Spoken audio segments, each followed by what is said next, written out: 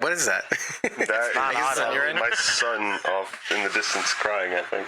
Aww. Yeah, that's the trick, right? Because we can hear it better than you can right now. Because this is noise canceling. Yeah. All right, hold on. Go ahead. Deal with that. Second. Good timing. Deal with that, David says. Yeah. No. Go deal with that.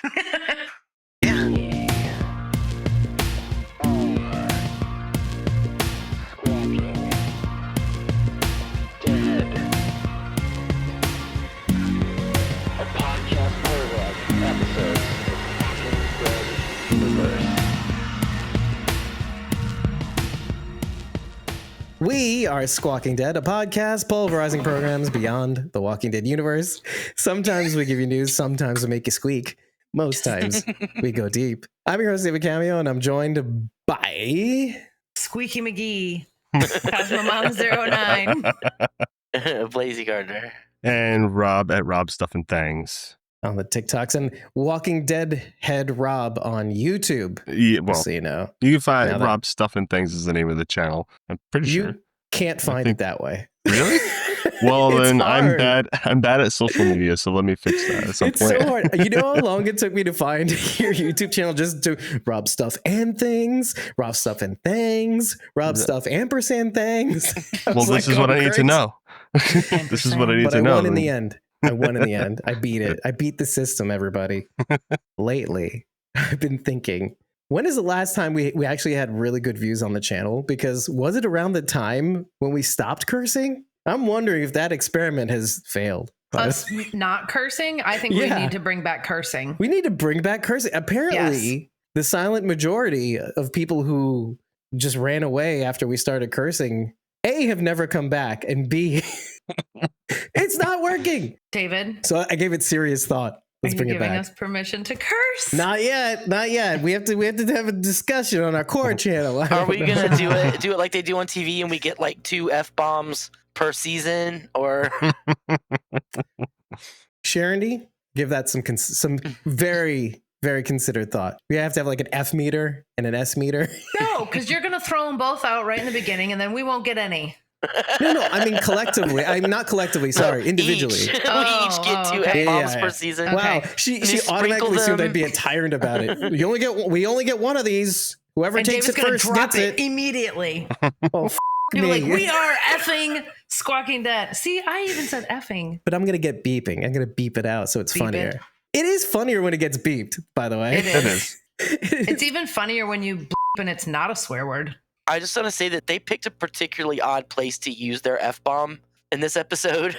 Yeah, this food is effing delicious. Is effing delicious. I mean, I guess he wanted to emphasize how really good the food was. They had to use their F-bomb for that one scene. They just want to give Daryl more F-bombs this season than they have, because he did, 1 or 2 in the last episode as well? It was probably just Norman eating the food. And then they were like, we're keeping it in. And they said, we need a little more Daryl. Okay. And they're like, also, F, this food is great. F. Meanwhile, he asked them the question, you've seen that we have a thriving community back home. Federico is saying this. The mayor, we're interested in knowing how you guys do it. And all he has to say is, I don't know, but this food's effing delicious. That's a great insight, Daryl. That's all you got to say Daryl about does it. not concern himself with the workings of the Commonwealth. Like, That's true. He lives out in the woods by himself. You want to build a cabin? He's your man. That's another thing. You know what I've been seeing a lot more lately? The people who are still loving these shows, these spinoffs and stuff like that, you know, posting little edits. I mean, not little, they're pretty great edits. And I've been reposting them on our TikTok channel. And then you see the comments. They're like, oh, I can't believe Daryl is sticking around, not going to his family.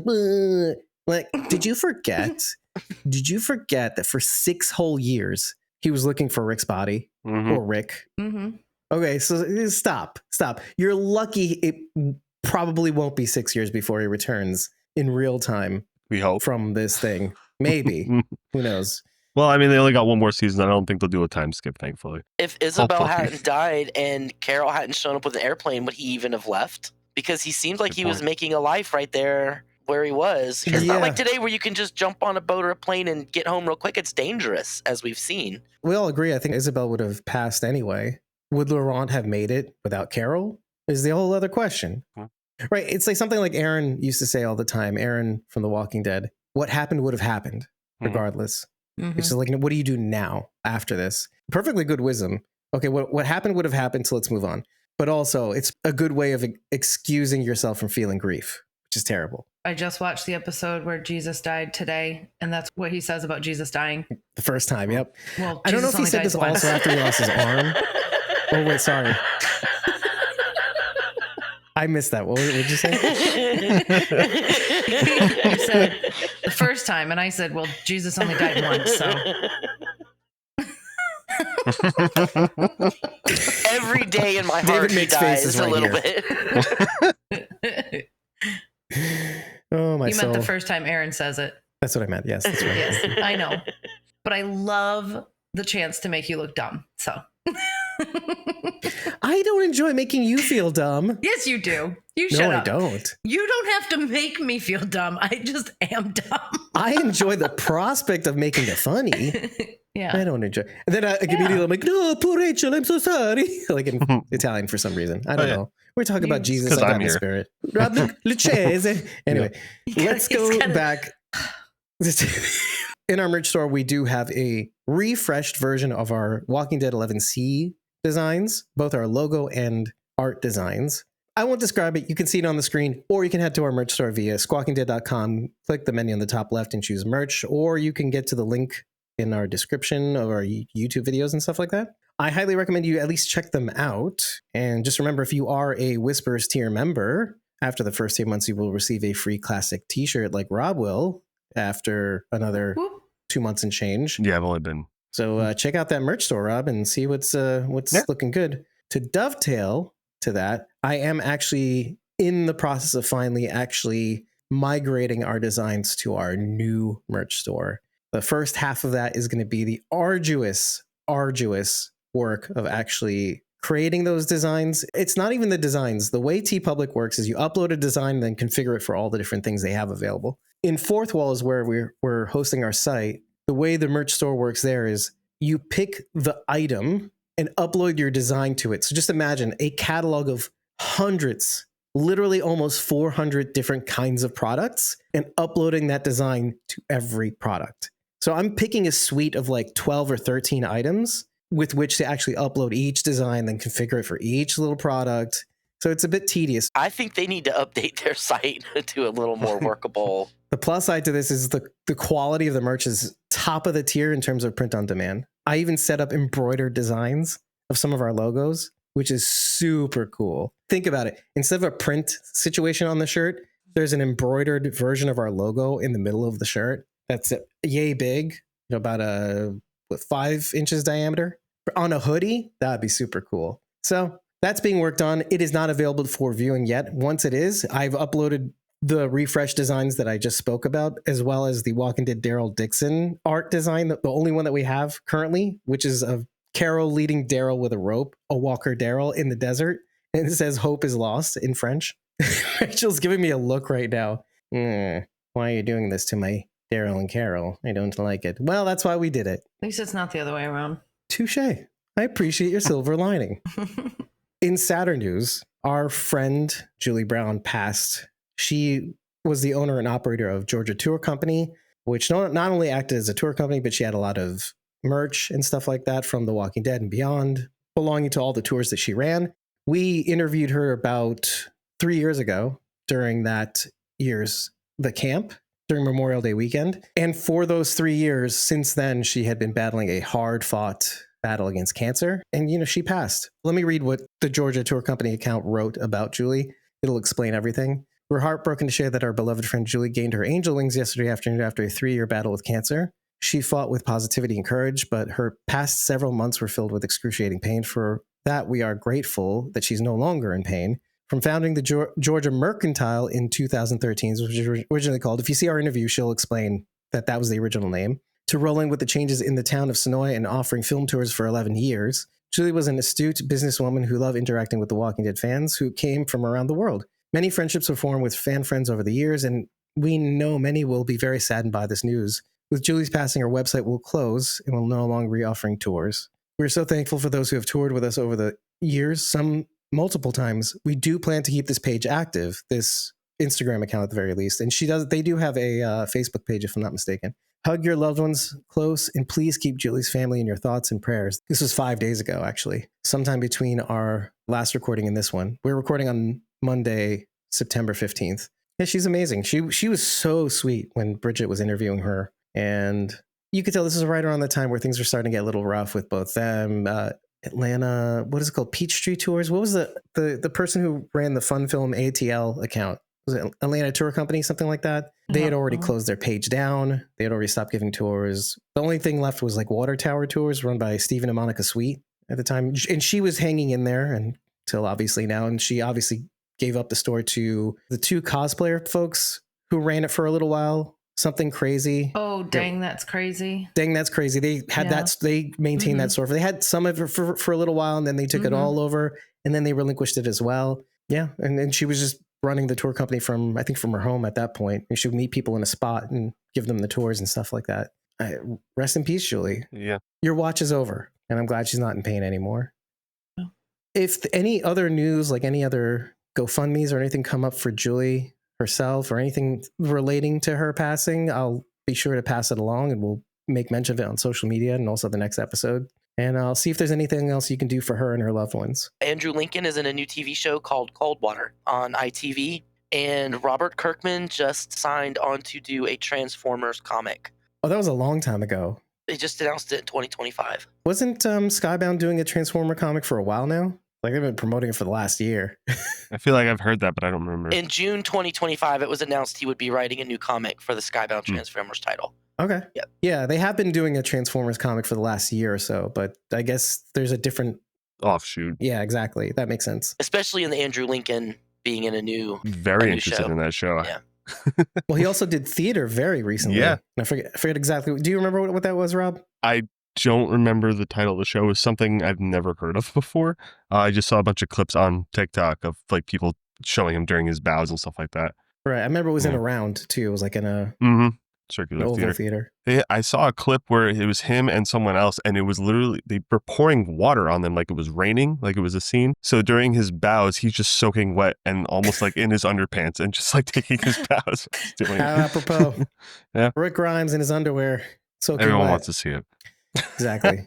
This is the money you paid for, folks. Because he was doing that show, I met someone who was actually able to get to the stage door and get signatures from him, and that's how I'd seen some photos. Yeah, that's how I got that guy. So, yeah. Cool. Yeah, you have a picture of that on your... I definitely did a video with it on TikTok, and then I posted it to Facebook probably, but... Right. That was the one you tagged us in, I think, if I'm not mistaken. Yes. The title of this episode is La Ofrenda, and since Bridget is here, I can now proudly say Spain Spanish words the right way. And I learned why and when you pronounce the TH sound in Spanish. It's very interesting, actually. But yes, La Ofrenda, which means the offering. How does this title relate to this episode? Offering of one of the daughters from the village to the king. The Alcazar. I'm bad with Spanish, so excuse me if I don't try to pronounce any of it. It does effectively mean the ruler. Does Spain still have a monarchy? Or are they like France and they got rid of their monarchy? Because I don't feel like I hear a lot of stuff about the King of Spain in the media or anything. I feel like it's a president. It is a constitutional monarchy. Yep. We just found out too. So it is a lot like England. Well, and okay, I had written this in my notes, but it feels like, considering that Britain was a parliamentary monarchy, there are similarities. There's twinning going on between Spain and England. If they mentioned it in this episode too, it wasn't a throwaway thing. That last episode, we met the last man standing, quote unquote. Remember who said that to Daryl in England? And now he's gone too. Is that to say it might happen to Spain too? Because they too, like Fede said about Spain, brother against brother, people started turning on each other. Is that to say, well, if you don't wise up, if you don't stand for yourselves, that could happen to you too? I mean, we're saying this, we're asking that question, not the show. I like that historically Spain and England are enemies, and when they said that there was nobody left in England, they were like, oh, how sad. But in reality, they were probably like, ha ha, because England and Spain have battled each other Up until recent times, less than 200 years ago, they were mortal enemies and would attack each other on the seas and everything. So they were like, We're we barely win. a country We 200 win years ago. What are finally. you talking- I said Spain and England. I didn't say America. No, but just like perspective, right? You're thinking, wait, we're barely 250 years old. Wait a minute.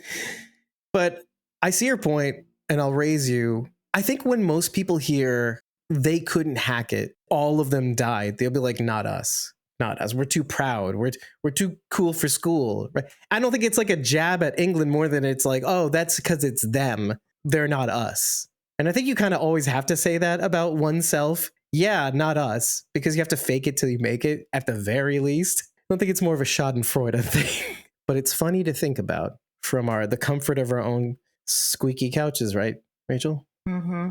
I think the guy at the end that was hanging off of the wall, Daryl cut his hand and made him drop. I feel like he was the sacrifice. He was an offering to the walkers. Oh, very nice. I applaud this wholeheartedly. He took out his sacrificial knife. It looked kind of, the dagger looked, did it had like wobbly edges? Am I wrong? I didn't catch it. I didn't know. I remember when he first pulled it out of the rack or whatever, rack of weapons, the dagger looked triangular, right? Like straight up. Yeah, obviously like an isosceles triangle.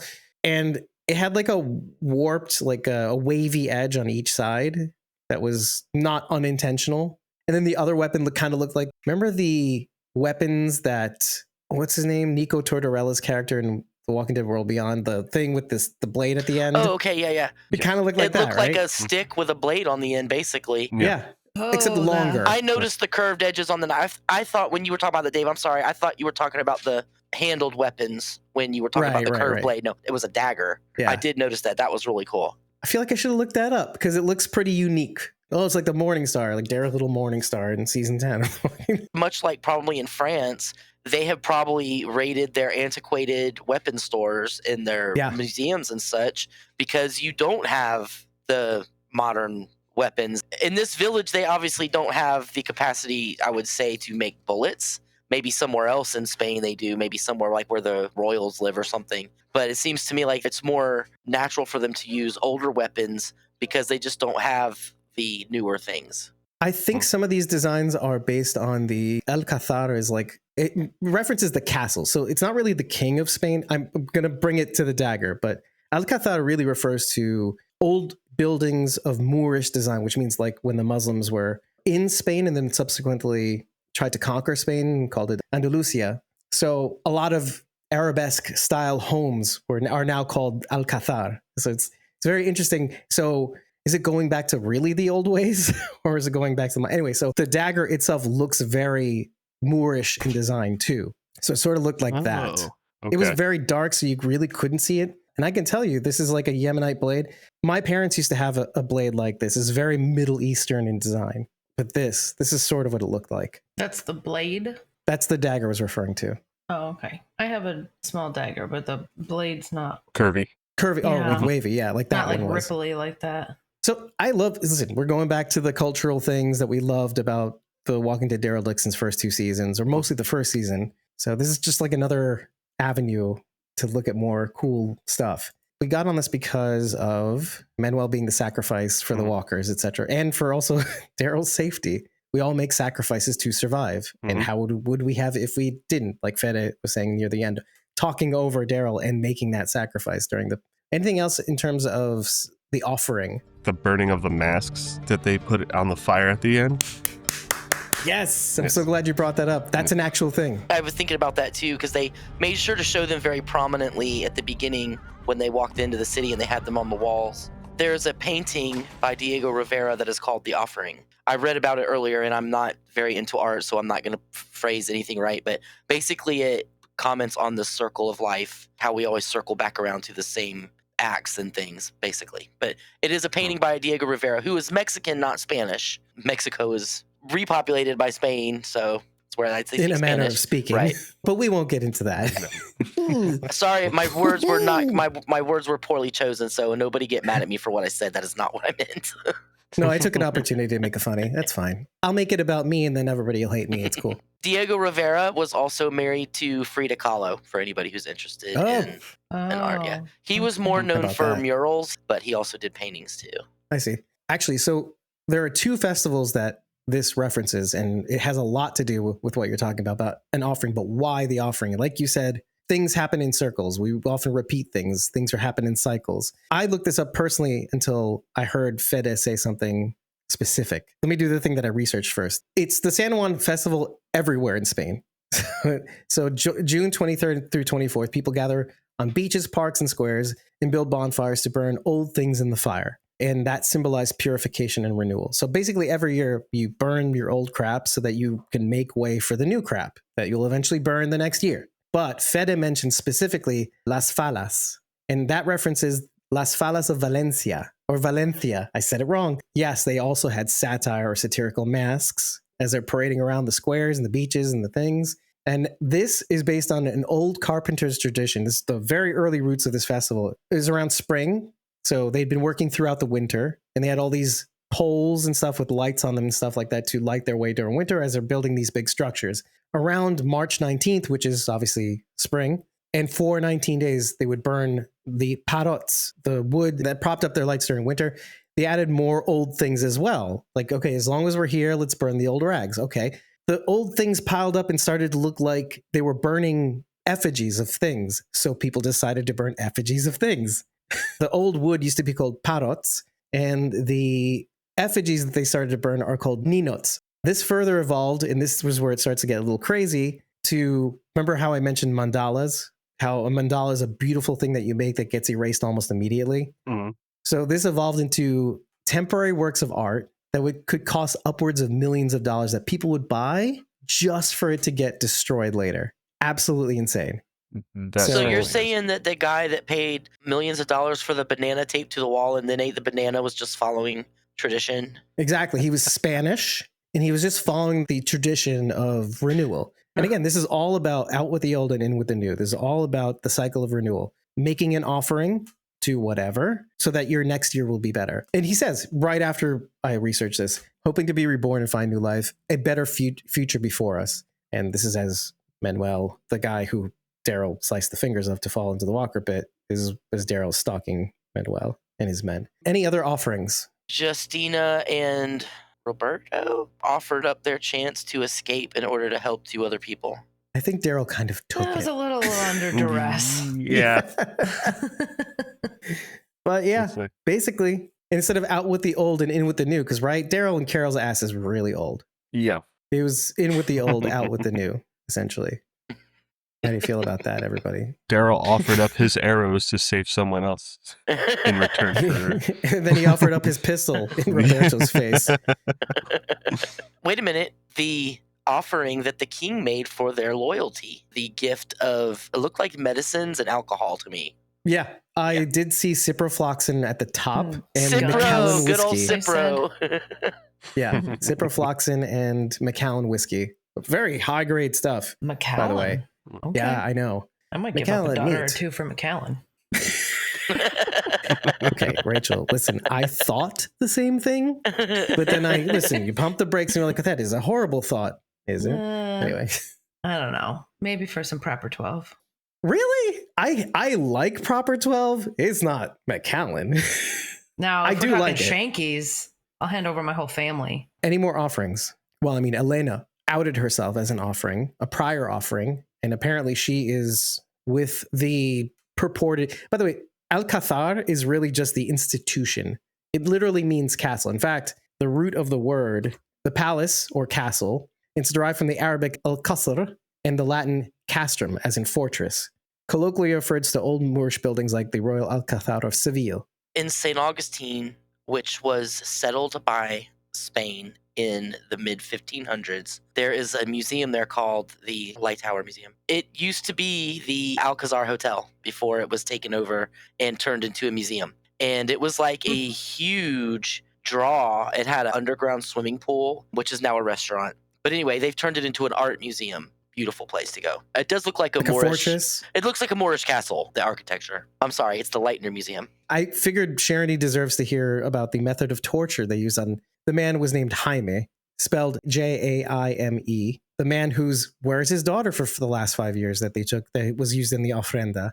Well, he was tortured using one of many Spanish Inquisition Spanish torture devices. Inquisition. Bringing One back of the the good old lighter ones, I might Inquisition. add, by the way. That still looked terrible. I was going to say equally terrible, but no, if you've seen Spanish Inquisition torture devices, this one was at least somewhat, maybe we can get something out of this person before they die type of devices.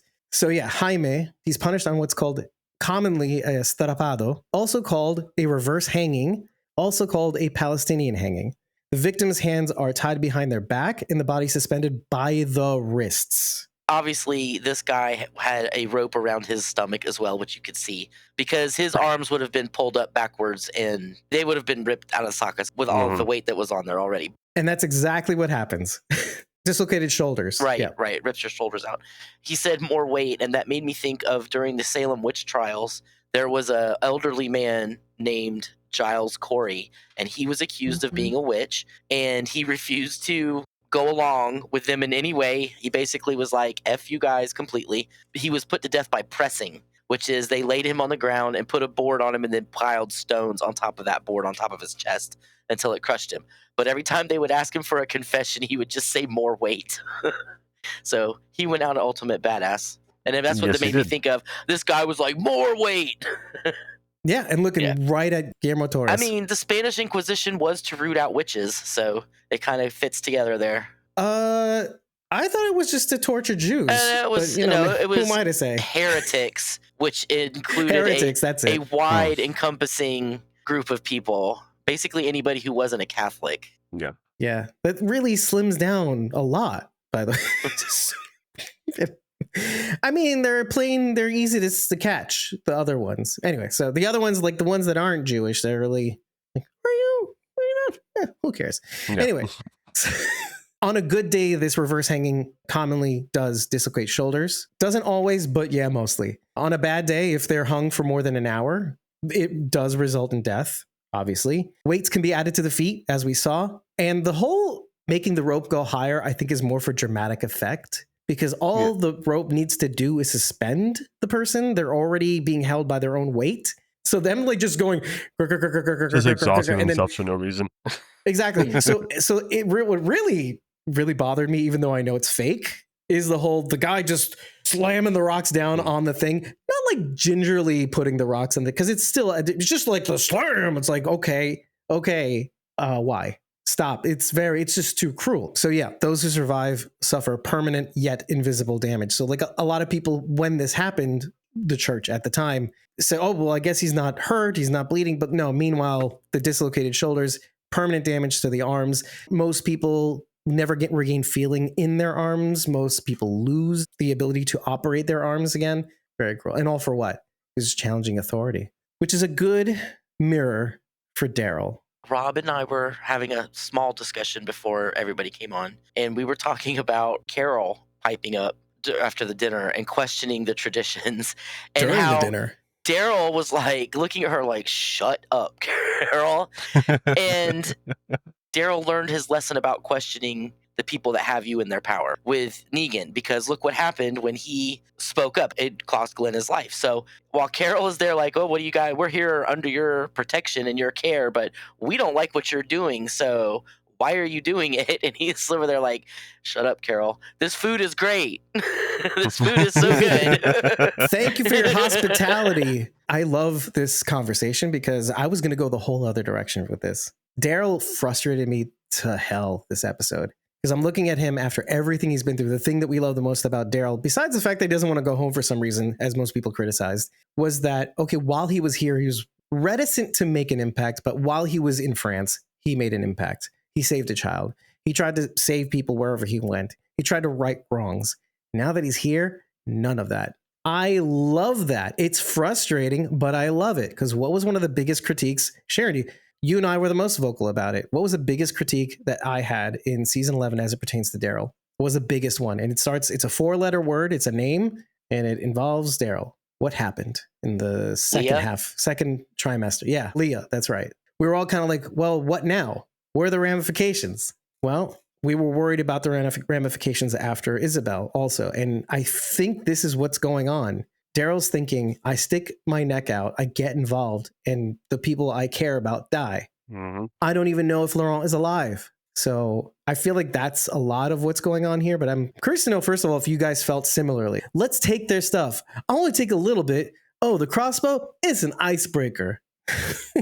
Daryl is very much like he wants to do the right thing, but his people matter more to him than doing anything else. So in terms of taking care of Carol, he was willing to throw everything out the window, take from these people, heal Carol, and say screw it to them. And then when bandits came over, or obviously whoever came over was about to kill them, he's like, oh, and now I have to do this in order to get the stuff too. Why didn't he kill them when the bandits came? Why didn't he just kill them after he took care of the bandits? See, this is what I'm saying. It's very frustrating because be consistent. Like, obviously, Daryl can't help but be himself. Like, Wait, okay, he's not didn't going he to kill kill the people in cold couple? blood. Is that what you're Yeah, asking? yeah. He wasn't planning on killing them. For the same reason he didn't kill Dwight and Sherry. Oh, He wasn't planning on that's a killing good them. one. I also want to point out the deep Negan savior vibes going on in this episode. Okay. So Alcazar, he is like the Negan who's not Negan. Instead of coming and taking all of their food and medicine and liquor and mattresses, he brings them gifts. Instead of being a show-off with the lean back and Lucille and the hot dog and all that, he's very quiet and reserved. But he's still this person that runs everything. They're still under his thumb. They're still taking from these people. They are the saviors that are just not quite the same as the saviors. To add to that, Justina looked extremely like Sherry. I mean, she resembled her so much.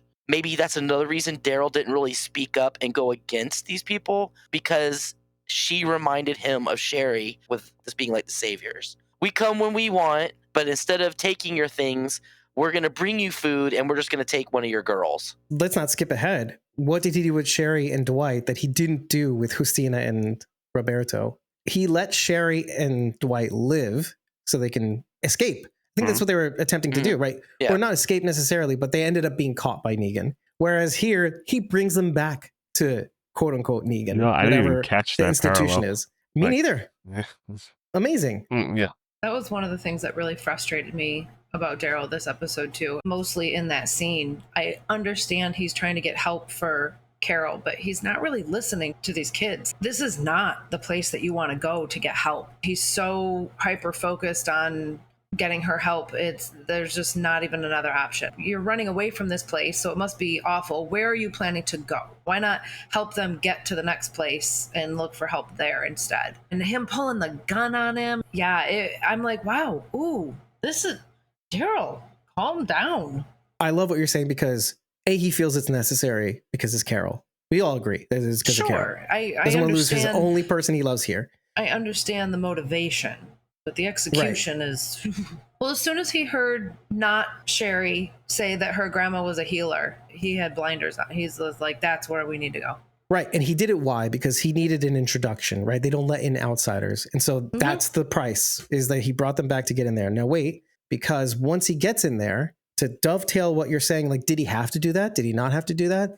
He asks both Antonio and Roberto, and it's funny when you hear it, when you realize what's happening. He asks Antonio, hey, you don't need to borrow some tools to fix up that boat. And then Antonio ignores him completely, goes to Roberto. We'll talk about this later. He leaves. He doesn't answer him at all. Roberto says, He watches like hawks now. We sneak away secret in the night. So you got some tools I can borrow? Roberto goes, DFAQ, what is it? DAFAQ? DAFUQ. Thank you. Which is to say what? After that, he says, Maybe I help you fix your boat. it'll be repaired quicker. 2 eyes are better than one.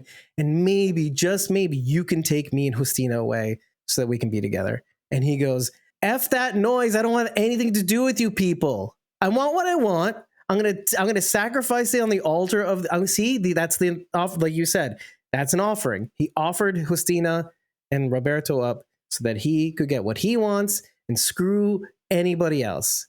Isn't that what the Negan's lieutenant saying was? We take what we want and something the rest.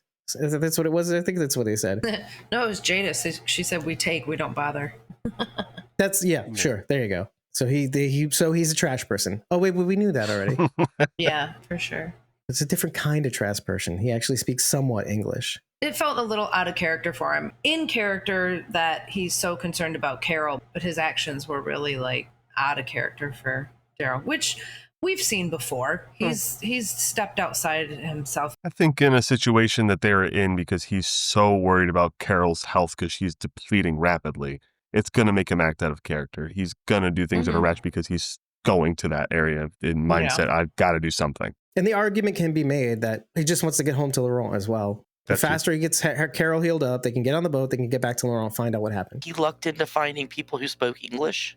What if they move on and they don't? You know, I mean, it's hard enough in this foreign country that they're in. They don't know how populated Spain is. They just came from England where there was nobody left except one person who they got killed immediately. The chances that they run into somebody else alive who speaks English and who isn't going to immediately murder them is slim. There's no reason to hold a young couple hostage. So the queen-to-be and Hottie in the Hat.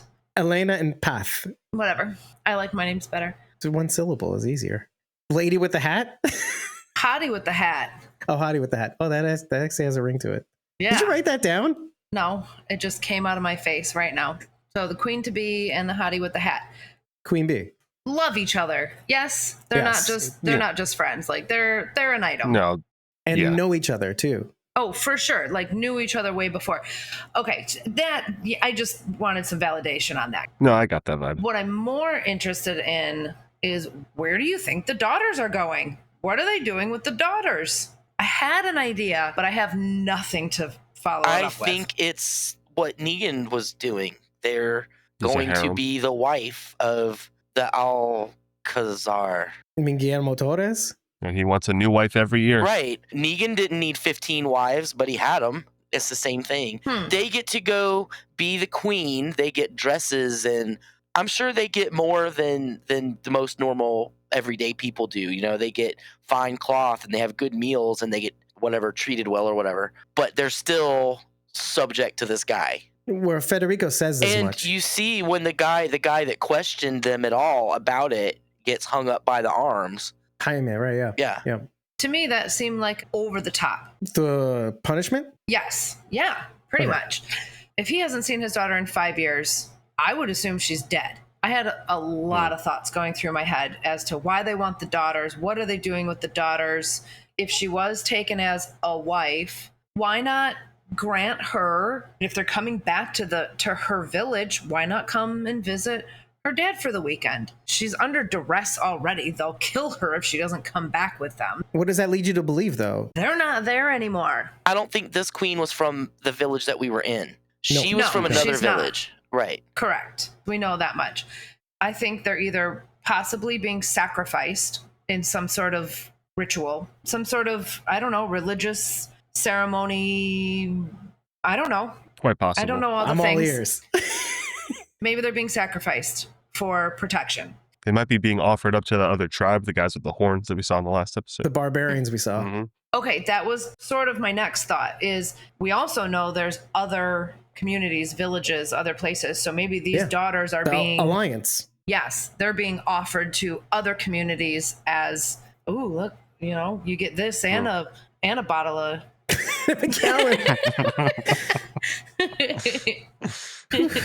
Well, so just to round out what you'd said earlier, which I love. Thank you. Elena's there.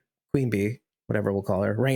Elena. She's there. But Jaime's daughter isn't there. I forgot what her name was. I don't know if they mentioned her name. His daughter that's been missing for 5 years. I don't know if he said her name. He just said my daughter. Yeah. Okay, so what does that tell you? Does that tell you that you could assume that these women may be Negan's wives, Guillermo Torres' wives, but if he liked Elena the most and she asked to come with him just this one time, figured maybe she was the one. And maybe, like you said, the other daughters, the favorite, maybe the one. Yeah, well, let's just say that. Then maybe the other daughters being passed out is something that Sharon had said in our House of the Dragon coverage. There could be a court. If there's a court, maybe there's all these other men to satisfy. I'm not saying satisfy in that way, but like to marry off to these men. When Raina and Hat Hottie are talking, she tells her the story about the new girl who came from the village that they are in right now. She came from this village and she mentioned that there was this lady here, but she didn't say anything. She was like, they're scared like they always are, and I comfort them or something like that. I didn't get the feeling that they died or they were sacrificed. My feeling was either they're his wives or, like you were saying, pass them down to the other men as rewards. Because didn't Negan do that? Didn't he reward women? No, he let like he let Eugene hang out with them, but they were not allowed to have sex. To be with him. There was one time when Dwight, he was like, you could have any woman or whatever, and he's like, but not Right. yours, basically, but you Yeah. can go have any other I woman feel like you that want. happened. Yeah. Yeah. I think he only offered Sharon. He said, "Do you want to blast from the past with your old squeeze?" With who. Okay. I thought he told him he could pick Yeah. anyone he wanted, but Oh, okay. Mm. So but the he opposite. did use Yeah. women as a reward. Mm-hmm. And maybe in select instances too, like if you really followed what I had to say. Let me take that thought further. This is what I actually think. Because if Path had been going to different cities or cities that Elena liked, the language there is kind of interesting. What if these women, and it's not as much a court thing, what if these women are being passed around the members of the alliance, these different cities in Spain that are walled and protected by Alcazar? What if it's a means, because there's so few people left, of not diluting the gene pool as well? I mean, maybe it's like a necessary evil to prevent genetic disease or anything like that, to produce the most healthy version of a child in an effort to repopulate the glory of Spain, let's just say. Even we always assume it's a nefarious reason, because it's obviously nefarious. If you're torturing a man for questioning authority, essentially is why he's being punished. It's not because of the daughter and all that stuff, or questioning, oh, how dare you mess with the... No, you're questioning authority. That's why you have to be punished. And that you have to make an example of someone. If you're going through all that trouble, we're always going to assume it's a nefarious reason when maybe there's like a wisdom behind it, some kind. Well, and as Federico says, these women are privileged. They come under their protection. We don't know for sure, but let's just assume what he's saying is correct. They're being taken out of the horrors of this world, which clearly there are, to be protected in an effort to perhaps repopulate Spain, make something nice happen. What he also says in that monologue is the offering is a symbolism of burning away the new in the hopes of rebirth. There's a specific thing he says that was very beautiful, hoping to be reborn and find new life, a better future before us. If we're to take him as his word, because there are other things you could say about Federico that you look at him and you're like, I don't know where he stands. But there's some things that I want to pick apart, like the Ofrenda itself. Because who is reading the caller in the Ofrenda when they're announcing the result? I don't remember exactly who it was. It's Federico, right? The mayor. And it's this tense moment. Justina's like, it's the fifth time. It's definitely going to be me. Obviously, statistically, it would be impossible that she wasn't chosen after all this time. She knows it. Everybody knows it. Dogs know it. They can smell it off of her. And then it's this hang time. He's reading the collar. He's taking too long to read the collar and say it's Alba. I think that he picked Justina's collar and he said it was Alba. He has to put on a face, and it's something he said that makes me think that after watching this episode. He was making this whole thing about Spain, about how we're our own worst enemy. He says, Spain, our history, we ended up brother against brother, just like England, just like they were saying about how England died during the apocalypse. We conquered the world, we didn't know what to do with it, and then we turned on ourselves. And he says, the reason why I'm in power, my duty is to protect my people from every threat. Do you understand? Even the most persistent one of all, ourselves. What a complex character, if in fact that he's kind of playing both sides. Like, he's trying to maximize the survival of his people, but at the same time, he's also a little tricky. He doesn't play by the rules 100%. The rules for thee and not for me, but like in the interest of his people here, or at least his niece. Justina is his niece. You have to be that way, or you can't stay in power or lead. You can't be rigid, because if you're rigid, you turn into Ned Stark. You get Ned Starked. But if you're not rigid, nobody trusts you. You may be the Axeman. You may have to do the bad thing. It's a very fine line, and that's why it can all go to crap so quickly. All you need is to add Daryl and Carol to the mix, and everything will just disintegrate naturally. Any one of our gang, take your pick. Yeah. Daryl's the last. I think also like Daryl being the last man standing here, having him hear that in his head and seeing it in real life, that Julian was the last man standing.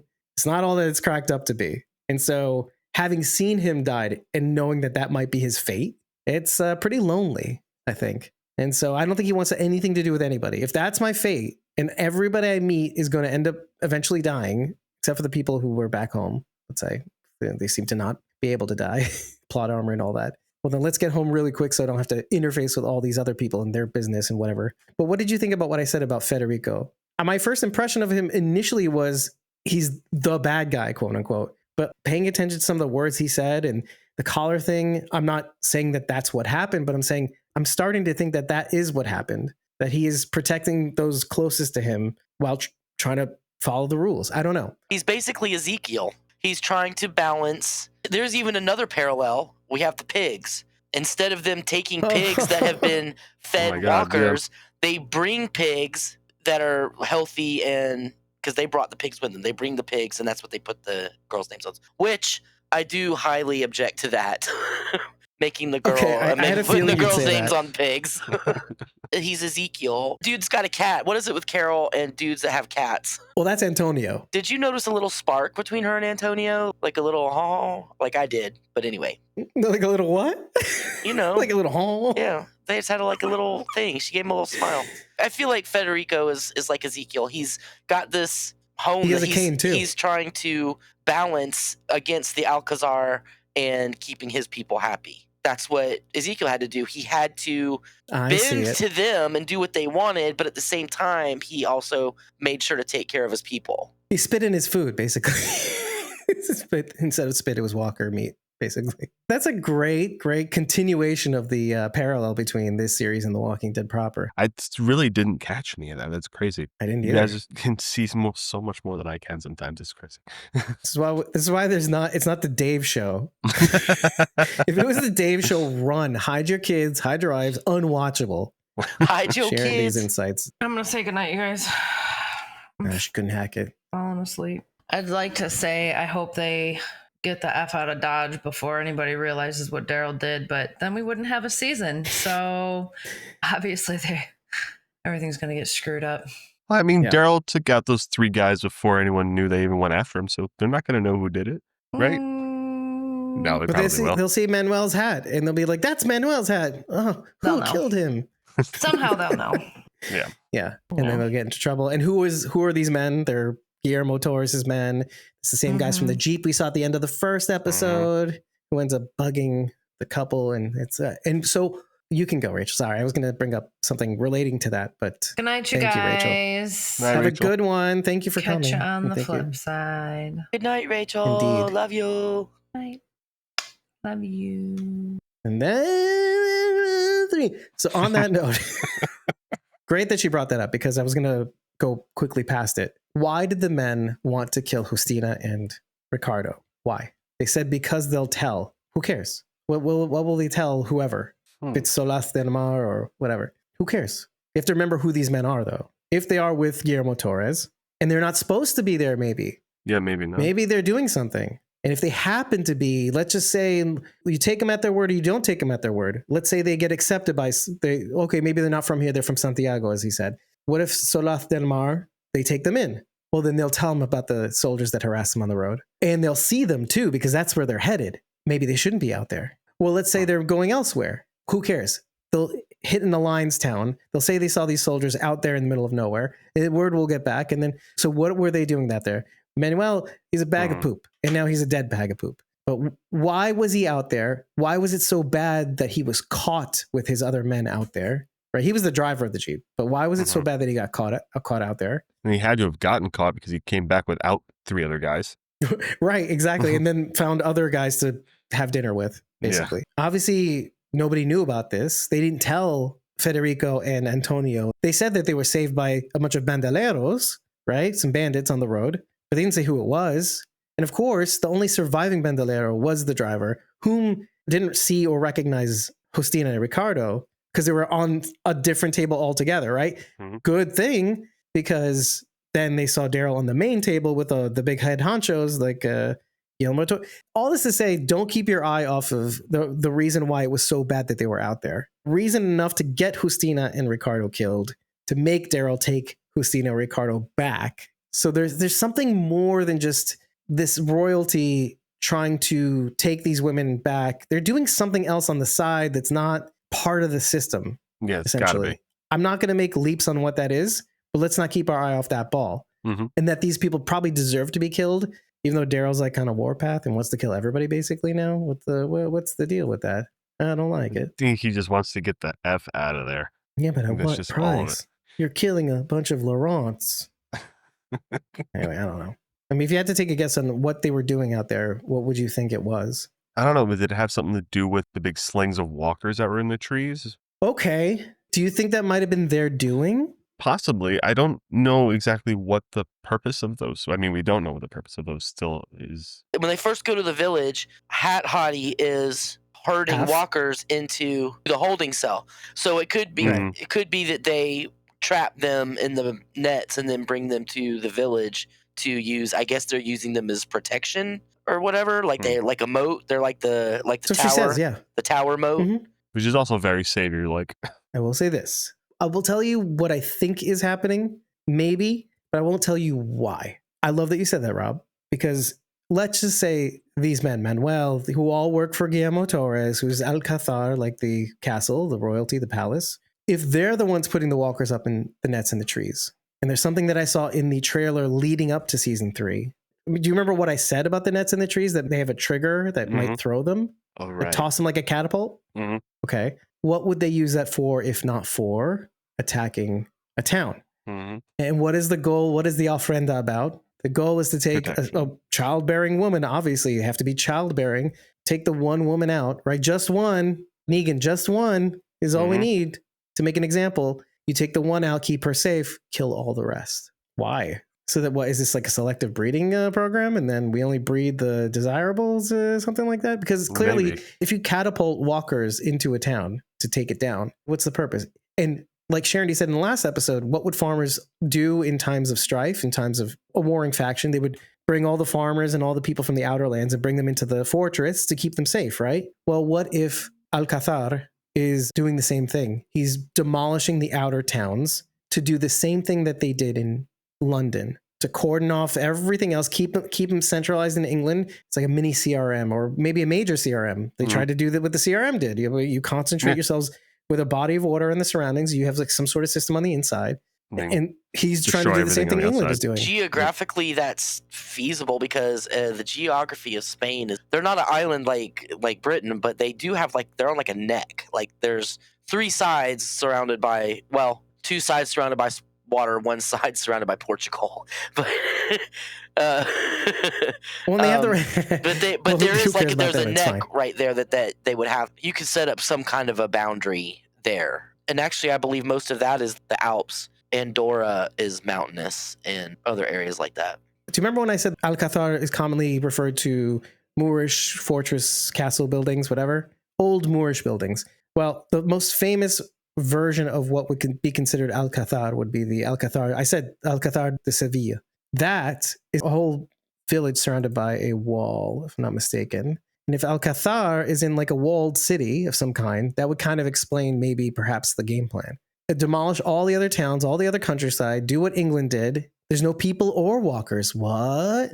And then what's the end goal? The end goal is centralize people in a central place where they can breed and grow plentiful and then build inside out, kind of like the Commonwealth. They had certain walls and then they kept building out, right? Because you saw they were clearing out little ruins so they can build new structures there. Early on in season 11, small aside about the pigs, because you're upset about them. So this dovetails to what we were saying about the visuals, both what makeup artists do for things to end up only a few seconds on camera. So think about this. They trained for weeks with the pigs to get them to do the racing, the actual racing bit. The actors worked for the pigs for 2 days. And how many minutes were they on the screen? Literally?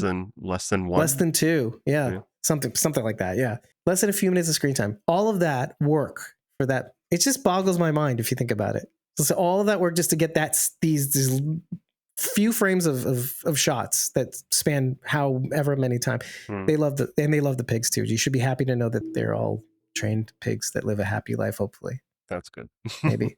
They did mention, this is the episode or insider, pigs aren't typically trainable, which is why it took several weeks. So that was a little funny. Something to keep in mind is Zabel says one of the big themes about this season is exploring love in the apocalypse, quote unquote, and also says it's pure love in a dark world, kind of like World Beyond. It's like the beauty in the darkness. Extrapolating from this, it's like what it takes for pure love to exist in a dark world and all the forces that are determined to stop it. Meaning it's not just about survival. It's about the reasons to live. Roberto, I keep saying Ricardo. It's Roberto says this to Daryl. What's the point?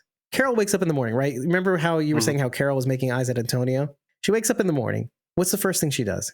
She looks around the room, the sunlit room. What does she see? She saw all these pictures of Antonio and Roberto and a woman who is no longer with us. Mm-hmm. Roberto mentions a little bit later, my father forgot all about that, the reasons to live. Because clearly his father is saying, it's all about survival. I'm willing to make a lot of sacrifices for my son to survive, etc., etc. My son is an idiot because he doesn't know how bad it is out there. Because something obviously bad happened to his mother, Antonio's wife. Whatever it is, it made him retreat. And what is Daryl if not a mirror for that? Isabel died. Laurent's fate is unknown. All he cares about is survival now. He doesn't care about anything else. The reasons to live. And what did we say in the last episode? Okay, I have my dead and I let them go. I have hot dogs, which I'll save for a special occasion, or I'll drink all the scotch. But what's the point about living life? Is it about survival? Yeah, a little.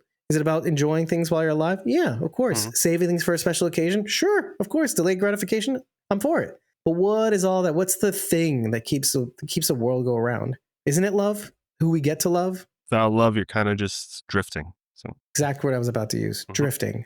And even Daryl's like, I don't want to drift. I just want to go home. Can we just go home? He's drifted enough. He drifted across the Atlantic. He drifted across the Atlantic. I think he's done with drifting. I guess the showrunners aren't done with him yet. Drifting everywhere. But what is the point? What's the point of all that? I say this only to say, sometimes writers write in response to the audience. And what has the audience been saying the last 2 seasons? Tell me what the audience has been saying in the comment section to every TikTok posts. Don't care. Where's Daryl? Why isn't Daryl home with all his family?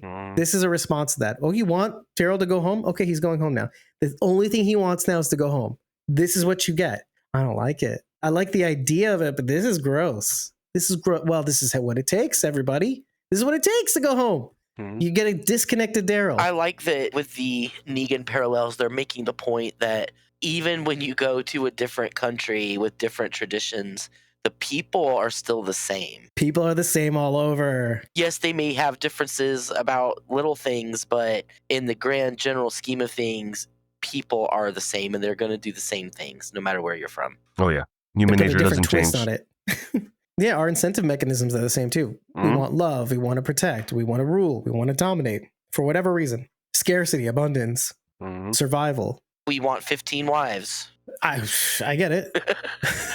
As me and Sharon were talking about earlier, Carol getting put in her place by Fede's mom and being told like, hey, we found a system, respect that, and you're adrift and alone, and until you find a better way, then come find me. And she apologizes to Fede about what she said earlier. And I think she meant it too. I think she really did. Basically, Granny was saying, I forget her name. She has a name. She's very well respected. I don't know why I just call her that. But she said, it's one thing if you criticize our way of survival. She says, come to me when you have a better plan. Fair. How many people wag the finger and don't come in with a better option? How many times have we said if it was the other way around and we had come in on the side of the saviors, we would think they were the good guys, right? How many people would look at the way Rick was doing things and be like, what are you doing? What are you doing? This isn't democracy anymore. I mean, how many people would come in and say, what are you doing? This is wrong. You shouldn't be doing this. It's all perspective. It's all fun and games until you turn into Shane or something worse. It's all unjustifiable until you can see the motivations behind it. Negan had some good motivations, but ultimately took it too far. Right. And that's the thing. That's why I don't attribute what Fede and Guillermo Torres is doing to malice. I'm willing to hear out the rationale behind the system. I get that in exchange for the women, they get gifts. I don't think that's enough. I think there's an explanation behind all of this. It could be just the alliance factor, and it's hard out there for a pimp. And I'm kidding. It's hard out there for everybody. And having the alliance means there's trade, which was mentioned. Solaz del Mar being a hub of trade and being a melting pot means when they join the alliance, it'll mean even more trade. It'll be the ultimate form of trade. Everybody will come here, and this will be a hub again. When they did the drone shot around the village, it looked rather large. So, I mean, I wonder if that entire village is full of people or if it's just a small section that we saw. Yes, we see how big it is on the screen, but how much of it is actually inhabited by people and how much of it is out of bounds or whatever? Do they have enough population to give up a woman every year to these people. It makes me think that there might be. Another thing they mentioned in the episode or Insider was the filming location. It's purported to be Galicia in the northwest, but this location is in the northeast of Madrid. It is in the Segovia region in a town called Sepulveda. And the reason why they filmed there, which is very interesting, they filmed there because a lot of the extras were from that town. So they thought having the extras in the background of their own town would lend an element of authenticity. They'd be in it to win it. But let's take that to its conclusion. Like you said about fortresses, there's the outer lands, right? But when there's times of trouble, you go inward, or maybe even celebration. If there's a time of celebration, you come into the castle town, right? And then you celebrate in the town square. I think you might be right. I think this situation, this Solaf del Mar, it's kind of like a whole region. And people are in the outer lands. And then when they're ready to come in, or I don't know, or maybe it is a walled city and there isn't that much. It's just the hub. It's like where they're situated is what makes them popular. They said they don't take in strangers. The doors probably barely go open. The fact that they had to sneak out, Justina and Roberto, to leave. Every place we ever see says they don't take strangers in, but they always end up taking in the strangers. So take that with a grain of salt, because there's no telling how many other people have showed up and they've been like, "Oh, I'm sick. I can help you," whatever. Just because they don't let strangers in most of the time doesn't mean it never happens. Well, that was the other reason which made me think that Federico was not a bad guy, because he was so unrelenting. Rightfully so. Like you said, rightfully so. I think it's that it meant so much to him, first of all. And he's the mayor. He's trying not to play favorites, but because this is the law, this is the rule. We don't let people in. We don't let outsiders in. But he sees that Justina was, if not for them, we wouldn't be alive. And he loves his niece. Again, he loves her so much that he cheated on the ofrenda. But that's just my own theory. I think you're right. And then not only did he give them the day which they asked for, he gave them 2 days to heal up for good and get out of here. I was so worried that he was going to be creeping on Justina or whatever. So I was so happy when it turned out he was just a nice uncle. Uncle? Fede. Well, when she first, he was like, "Oh my beautiful Justina," and everything. I was like, "Oh man!" But then it turned out he was it the just man her bun? uncle. Okay. Because sometimes it's the man bun. No, it was just the way he was kind of acting. "Oh, my beautiful Justina," when she first came back, and I was like, "Ew." All right. They were running away from him or whatever, but that wasn't. It turned out not to be that. I'm glad it wasn't that. Are any of you Spanish speakers at all in any way? Very little. Very little. Even if you know a little bit of Spanish, if you listen to what he's saying when he sees Justina again, right? Okay, listen to this. He says, "Mira mi coño." He says this to Roberto. He says, "Look at me, pussy." That was not in the subtitles, okay? He says, "Look at me, you pussy." I'm just saying what he said in Spanish. "Mira mi coño." Okay, fine. I love the things that are not brought into translation because it's cultural norm. Coño is not a cultural, I mean, maybe in Spain, but it could have been translated. But it wasn't for a reason, because AMC USA, no bueno. So there's another thing though.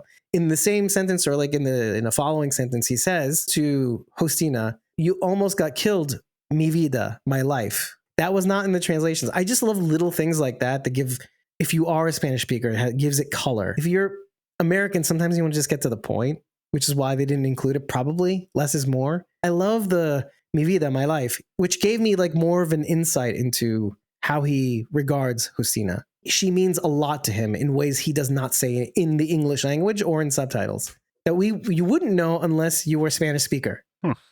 Mira mi coño. It's crazy. I wonder why they didn't translate that. Especially with Daryl going, "This effing food's great." Like, okay, they could have thrown in a pussy. I don't know if you guys have talked about this before. How are they showing that? Because they're still showing this on cable, aren't they? Yeah. So are they censoring, just like beeping it out? Like, what are they doing for that? No, cable television, you can swear now. I mean, it was like a norm to not swear for the longest time, unless you were a premium channel like HBO or Showtime. Mm-hmm. And I think that was more of a cultural fear. Yeah. That you couldn't. They're trying to play catch up with keep up with HBO and the other premium channels because that's what people want to hear, I guess. Yeah, the big thing was broadcast channels. Coming from the Walking Dead books, like not just Negan, but like even leading up to him, like they were swearing left and right, especially F-bombs. And then obviously when Negan came in, they're like, they can't do this character justice. He swears with every other word. And obviously they did that for the Blu-ray, but not for cable. I'll say, I think that time in television, you're coming off of like finally television started doing anti-heroes and not more of the swearing, but it's also the content, the kind of violent content that you can show on TV. I think we're still sort of navigating visual and audible sensitivities too. I think we're still trying to figure out the line. It's not just the general line that applies to all shows, but I think it's also the line that what's come to be expected of a show, like especially this kind of show. When is it okay to show too much? When is it not okay to show too much? Mm-hmm. That's a line I think they've been flirting with.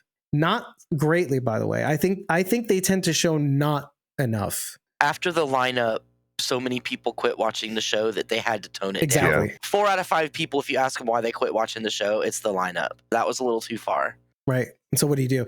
And it's the content itself, but it's also the visual element of it. Even Game of Thrones was smart enough not to actually show Ned getting The his head cut off. decapitation of They showed birds flying, Pulled and they away. showed his body blurred in the background. You know, like you never really saw it. They did that for a reason because it's a shock, but you can deal with it. But if you had seen it be so gruesome and disgusting, I believe a lot of people would have stopped watching the show right then. Yeah.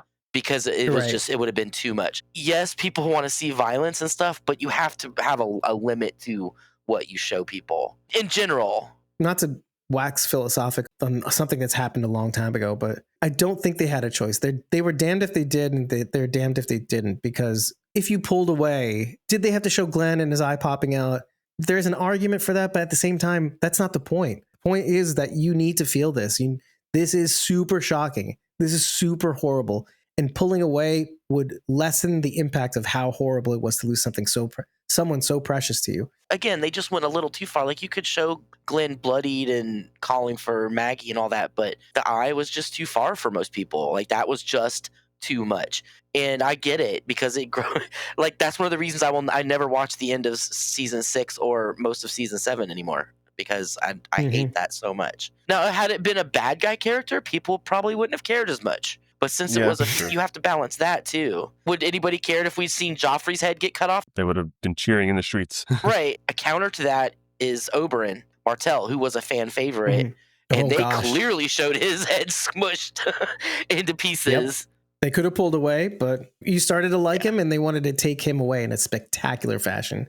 Yes. Which again, that's what you have to do. You have to do it. I mean, you don't have to do it, but again, it's expectations to be expected. This is what I was saying about finding the line. It's because they had a trend of showing terrible things, but it's who the terrible things were happening to that matters. Which it's a hard. Are you logically consistent if you don't apply that to all people too? Even the good guys, because isn't that what The Walking Dead is about? Really, it's horrible for everybody, and in some ways you find sympathy with the devil, that sort of situation. Not all bad guys are bad guys. Sometimes they're understood. And so when they die, you're supposed to kind of be like, okay, that's sad a little because they're people too. Not all people are bad guys, like as in like evil. Just brings us back around to the Negan thing. I could mention one more Daryl crappy thing. If everything he's done is bad enough, he comes back to Carol the next morning. She's feeling a little bit better. It was after Guillermo Torres brings the stuff. They sleep for the night, and the McAllen and all that stuff, and the medications. He brings this thing of 6 cans of beans, right? He goes, I got beans for the hot dogs, etc. Where do you think those came from? Because Guillermo Torres says the foodstuffs. He's bringing the foodstuffs in. He stole the cans of beans. Oh yeah, 100%. From a town that's probably starving. She asks, did you steal those? And then he just moves past it. Like, yes, of course, he obviously stole those. He so stole those. I'm kind of glad. Because, okay, remember when Rachel said in the last episode, I thought Carol might have bit it? Like, oh, Carol, her plot armor suddenly melted away and maybe she could die. It's kind of the same thing with Daryl right now. Like, maybe Daryl isn't the greatest that I thought he was for all these seasons plus a spinoff. Maybe he's kind of a ish heel. I'll still watch him be a deal. Yeah, of course. He's not stealing beans to be malicious. I'm assuming they're going to leave and they want food when they leave or whatever. So he's not taking the beans to be like, oh, these people aren't going to have any beans. You know, it's like no beans for you. Just to steal it. He's not stealing because he feels like it. Like, oh, hope they starve. No, but it's like banality of it. It's like, well, maybe they'll starve, maybe they won't. I don't care. I don't care. They don't seem like they're starving. They seemed pretty well. You know what it off. is? It's like neither does the audience to a degree, but love is a hard thing for an audience to forgive. Meaning if you get in the way of love, audiences don't react well. I'm curious to know what other people think in the comments though. I'm curious to know if people see what we're seeing, that maybe we're not liking what's happening here. We're not liking this Daryl. This, I don't give a F. I Daryl. feel like this is just him like, we gotta go. I want to just kind of be on this path and no more side quests. But he's going to end up in the side quest. It's going to happen. Yeah, we all know it's going to happen because he can't help himself. He saved those people. Mm-hmm. I just want to say he's also not really dealt with Isabella's death. No, yeah. Everything's been a rush since she died. That's it. A lot of this might just be like deflection or whatever. Like he's like, I Projection, am yeah. upset. Yeah, projection. Thank you. I'm upset, so I'm going to do things just because I want to. And I don't know how else to process this emotion. I mean, to be fair, did he ever really mourn over Leah either? He's got some unresolved dead chick issues. Yeah. Well, and then if I get involved over and over again with women and they end up dying or turning into terrible wraiths after I meet them, is that what it looks like to be the last man standing? This is why I wanted to go back to that. Doesn't sound great. Thanks for cursing me, Beth. He had the right idea with dog, because just have dog. And on that note, sexually or like, no, we have to talk about this. If you need, you said just have dog. I'm like, well, listen, it's the apocalypse. I'm not going to judge. Hot dogs, hot dog. Oh yeah, I call him hot dog now for obvious reasons. What obvious reason? I mean, Daryl? we don't know what happened to dog, do we? It's not that obvious. Red Rocket. Anyway, with that, everybody, I've been your host, David Cameo. I was joined by Cosmom09, Rachel Burt, who had to leave a little early because she's tired, and Lazy Gardener.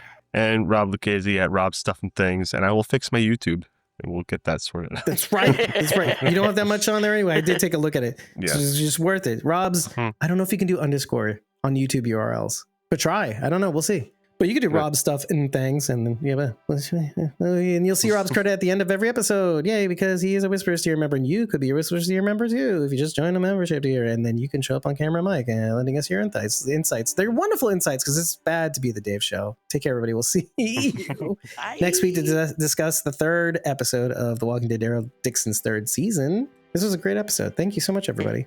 Well, thank you. Bye. Good night, everybody. Good night, guys. Hasta luego, gringo. Which is a fictitious poster, by the way.